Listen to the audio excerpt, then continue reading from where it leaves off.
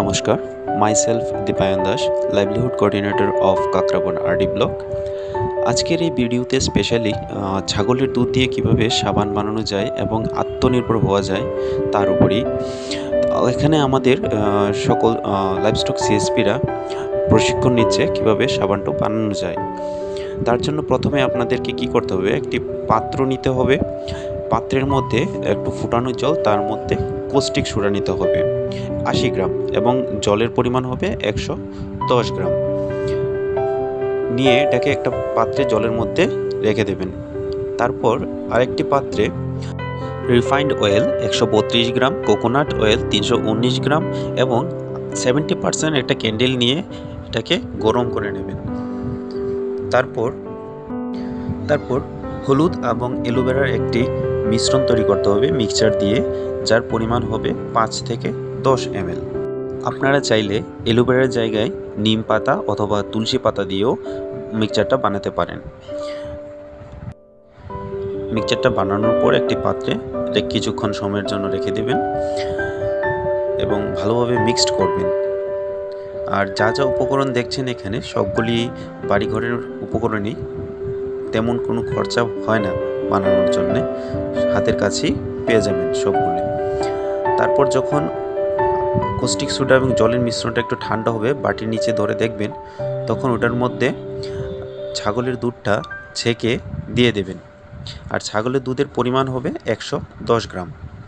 ভালোভাবে ছাঁকবেন, ছেঁকে ওটার মধ্যে একটি মিশ্রণ তৈরি হবে ছাগলের দুধ, কস্টিক সোডা এবং জলের।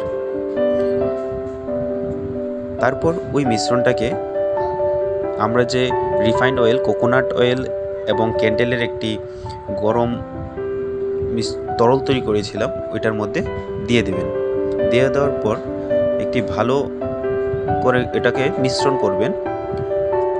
আমাদের কাছে মিশ্রণ করার কোনো উপকরণ ছিল না, তার জন্য আমরা দা দিয়ে করেছিলাম। আপনারা আরও চাইলে ভালো কিছু দিয়ে করতে পারবেন। মিশ্রণটা যেন ভালো হয়, মিশ্রণটা ভালো হলে সাবানটাও ভালো হবে।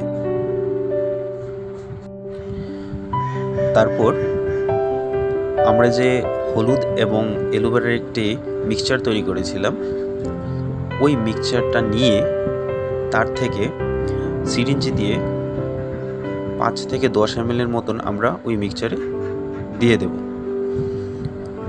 দেখে নিন কিভাবে দিচ্ছে, 3 বার দেওয়া হচ্ছে একটি সিরিঞ্জ দিয়ে,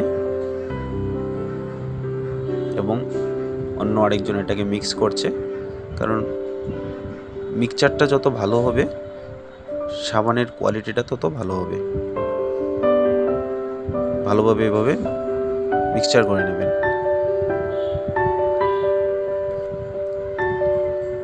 তারপর মিক্সচারটা হয়ে গেলে আপনারা সাবানের ডাইজের মধ্যে এটা ঢেলে দেবেন।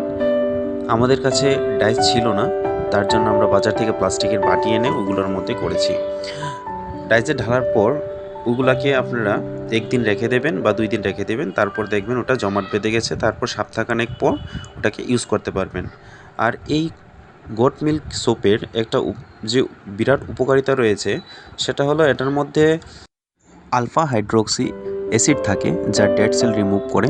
ভিটামিন এ বি থাকে, যা রিঙ্কেল দূর করে এবং স্কিনকেও ময়েশ্চার রাখে। ইম্পর্টেন্স মিনারেল হিসেবে এটার মধ্যে সেলিনিয়াম থাকে, যা স্কিন ক্যান্সার থেকেও আমাদেরকে বাঁচায়। Thanks to all.